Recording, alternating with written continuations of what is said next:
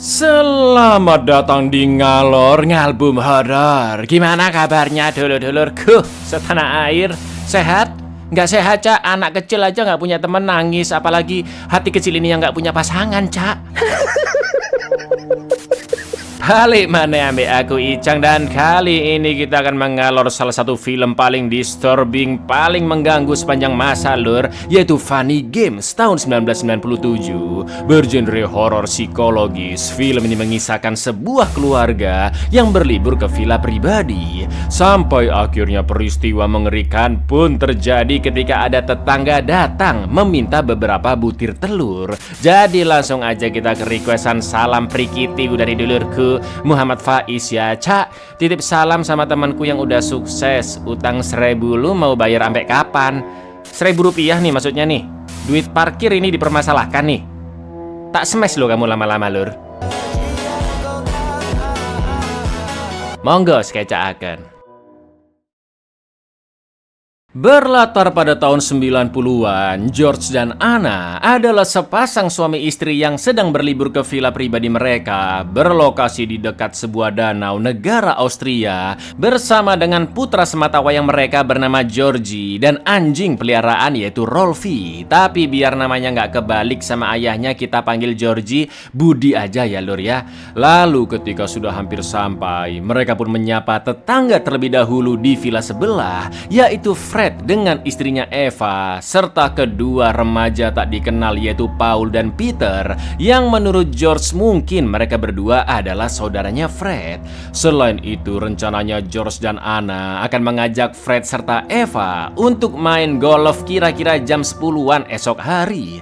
Namun menurut Anna, tingkah Fred tadi seperti gelisah, sedangkan anak Fred dan Eva juga tidak terlihat bersama mereka. Ya mungkin aja lagi di dalam rumah atau di pantai, kata Anna lur.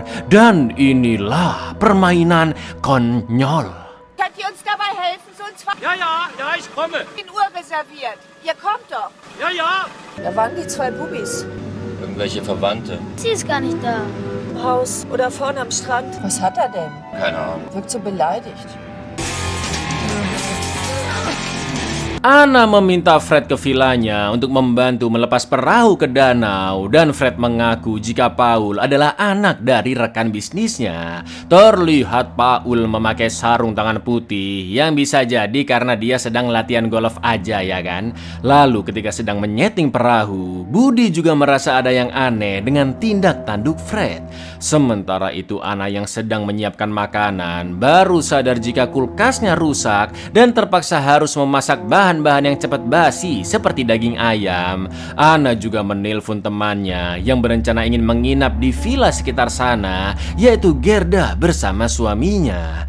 Tak lama kemudian Dek Budi pun datang meminjam pisau untuk membantu ayahnya menyeting perahu. Paul ist der Sohn eines Geschäftsfreundes. Freut mich, nett, dass Sie mir helfen wollen. Nee, aber jetzt brauchst du deine Ohren nicht so hängen. Wieso waren Fred so komisch? Wir brauchen ein scharfes Messer. Wiedersehen macht Freude. Hallo, entschuldige. Setelah itu Peter datang menemui Anna, dan Peter mengaku disuruh Eva meminta 4 butir telur untuk masakannya, dan dia juga memakai sarung tangan putih seperti Paulur. Anna pun sempat bertanya dari mana dia masuk, dan Peter mengatakan jika dia lewat lubang di pagar. Namun setelah Anna memberikan telurnya, tanpa sengaja Peter menjatuhkan semua telur itu di depan pintu.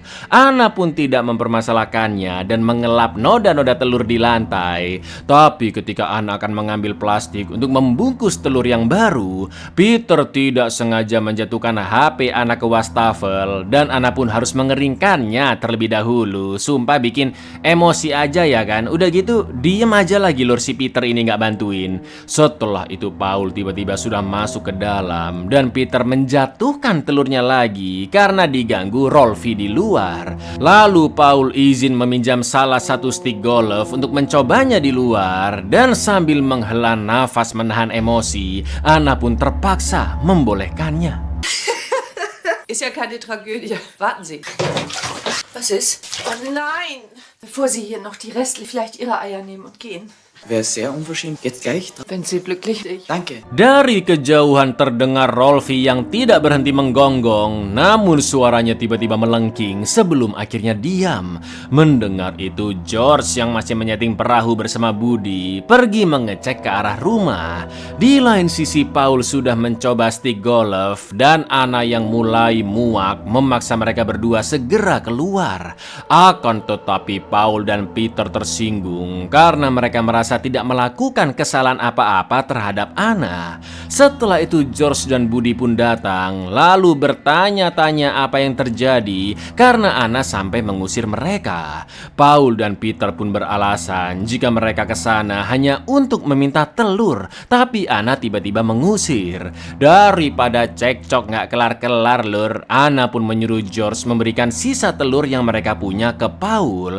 Namun George tidak mau menyerahkannya begitu saja karena melihat sikap Paul dan Peter yang begitu janggal. Sampai akhirnya George refleks menampar Paul karena dia terus memaksa meminta telur dengan kata-kata kasar. Lalu yang terjadi lur, Entschuldigen Sie, gnädig, dass Sie so unfreundlich sind. Haben Tom oder ich... Ich habe dich gebeten, sie raus. Mach, was du willst für mich. Anna, Gibt viele andere dafür. sagen Sie, was ist denn das? Er hat mich ins Gesicht geschlagen. Wir können Ihnen ruhig helfen, aber machen Sie keinen Unsinn. dengan tongkat golf, Paul menghantam lutut kanan George hingga patah dan menganggap perbuatannya tidak salah karena George duluan yang menamparnya. Setelah itu Paul menunjukkan bola golf yang masih bersih dan dia pun mengaku bahwa tadi menggunakan stick golf untuk keperluan lain yang ternyata Weil du ihn nicht verschossen hast. Und weil ich den Galloway anders testen musste.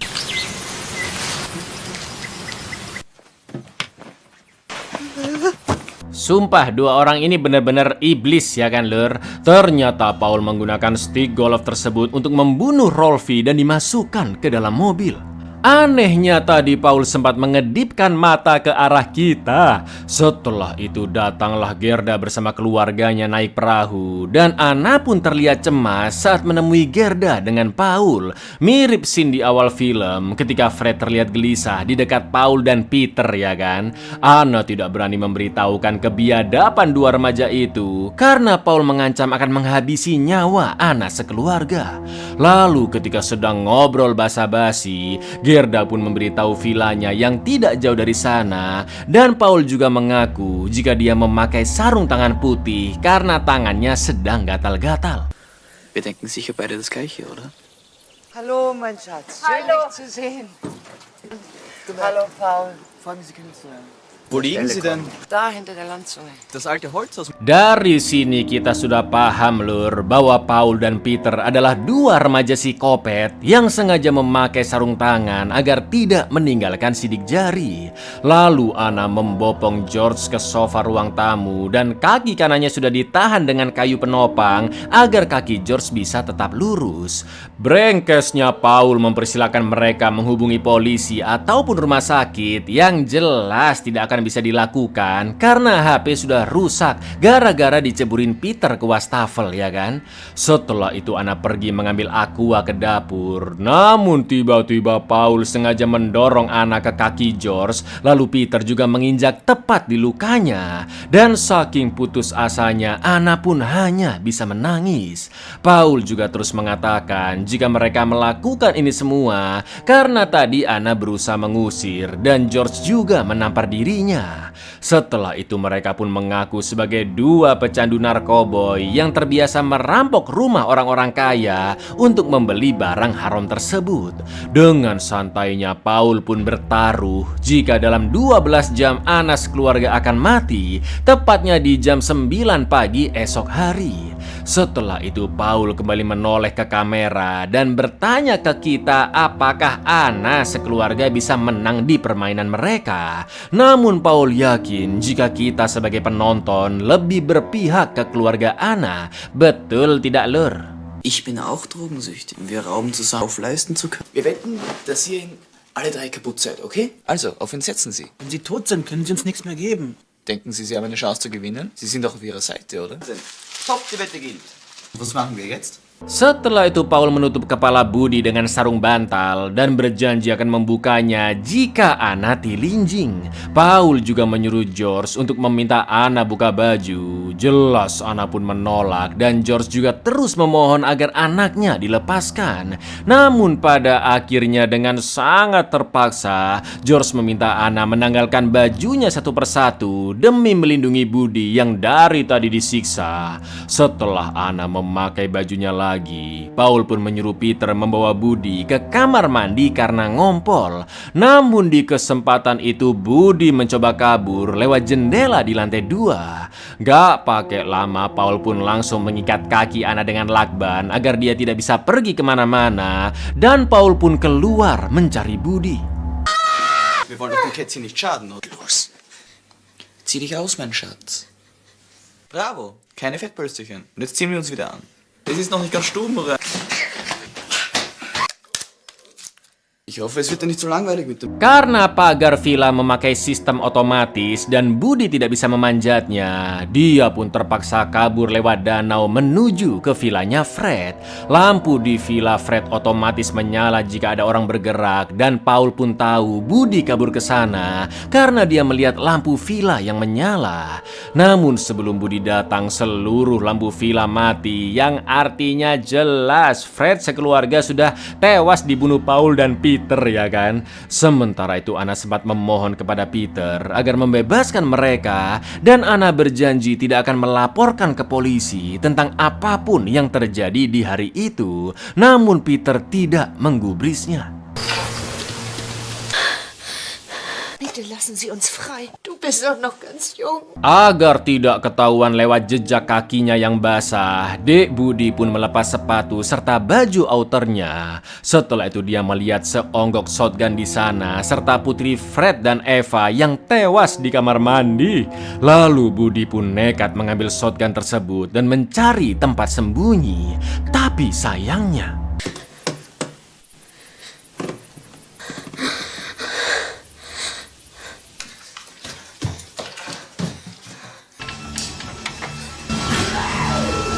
Schon abdrücken. Puff. Budi pun tertangkap dan diseret balik ke villa. Yang ngerinya sekarang Paul memegang shotgun juga 2 buah peluru. Lalu Paul cari makan ke dapur, sedangkan Peter sedang bingung memilih siapa yang akan dia bunuh duluan. Dan Und jetzt mach ich mir mal was zu essen. 1, 2, 3. Der kann Durchfahrenanlage. Und so den beim Aussehen üben. Danke. Aufschlag. Netten Wiedersehen. Kommen die Spitze Not an der Linie. Der war auch noch nicht. Sumpah ini film gendeng sih lur. Tanpa rasa bersalah Peter akhirnya menembak Budi hingga tewas karena dia berusaha kabur, yang membuat George dan Anna sangat amat terpukul. Setelah itu Paul dan Peter dengan entengnya pergi dari sana seolah-olah tidak terjadi apa-apa. Dari sini kita bisa tarik kesimpulan bahwa Paul dan Peter ini adalah psikopat yang suka menyiksa orang-orang kaya, mungkin hanya untuk kepuasan pribadi. Tahu seberapa disturbingnya film ini lur? Di scene ruang tamu saat Anna dan George masih bengong, terpukul, marah, sedih, dan nampak jelas Budi yang tergeletak di sana. Tak hitung-hitung kamera nyorot ke ruang tamu, ada itu sekitar 10 menit lur, mengganggu dan bikin merinding, ya kan? Setelah berhasil melepas ikatannya dengan pisau dapur, Anna pun membopong George perlahan-lahan dan dia juga harus pergi mencari bantuan keluar sendirian karena luka George sudah terlalu parah. Selain itu HP masih tidak bisa dipakai meski Anna sudah mengeringkannya dengan hair dryer. Sebelum pergi George pun meminta maaf ke Anna karena liburan mereka berujung mengerikan, bahkan anak mereka sampai tewas mengenaskan. Tangis Anna pun pecah dan mengatakan jika dia sangat mencintai suaminya.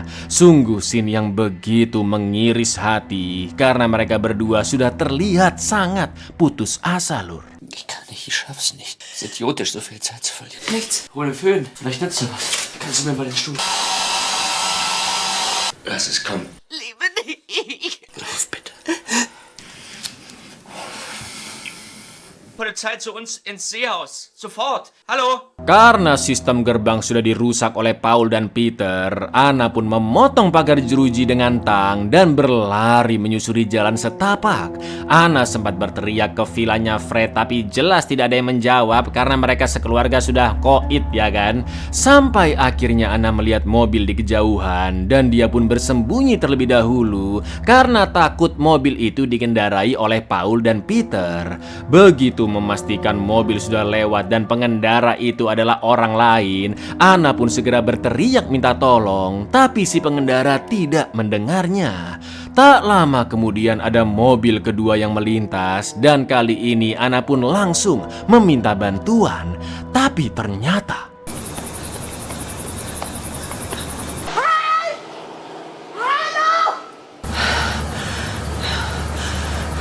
di villa, George berusaha berjalan tertatih-tatih untuk menutupi mayat Budi dengan kain. Namun dia sangat terkejut karena tiba-tiba ada bola golf menggelinding yang ternyata itu adalah Paul dan Peter sedang menyeret Anna balik ke villa.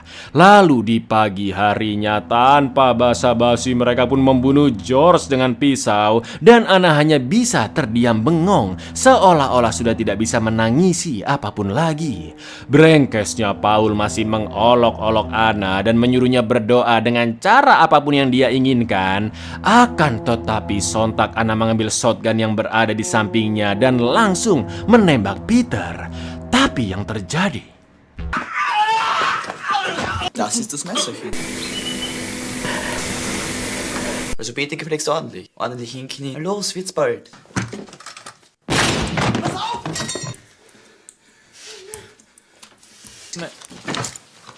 Das hättest du nicht tun sollen, Anna. ya, tiba-tiba Paul mengambil remote TV dan membalikan waktu ke scene sebelum Peter ditembak. Jadi lur, beberapa kali Paul sempat menengok ke kamera dan bertanya ke penonton karena itu cara dari sang sutradara yaitu Michael Haneke yang ingin menunjukkan bahwa film ini tidak akan berjalan seperti yang diinginkan oleh kalian, yaitu jagoannya menang. Sutradara juga ingin menyinggung ironi mengapa penonton setuju-setuju aja jagoannya melakukan hal sadis untuk melawan penjahat. Karena mau siapapun yang melakukannya, penjahat ataupun jagoan, sadis tetap aja sadis lur, dan sebenarnya tidak patut untuk ditonton.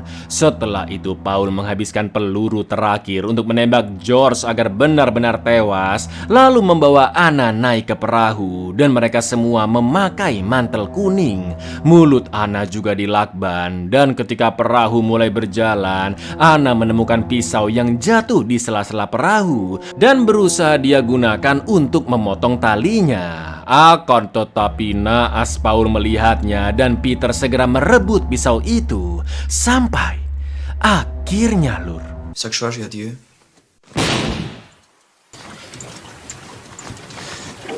Das nenne ich Sportsgeist.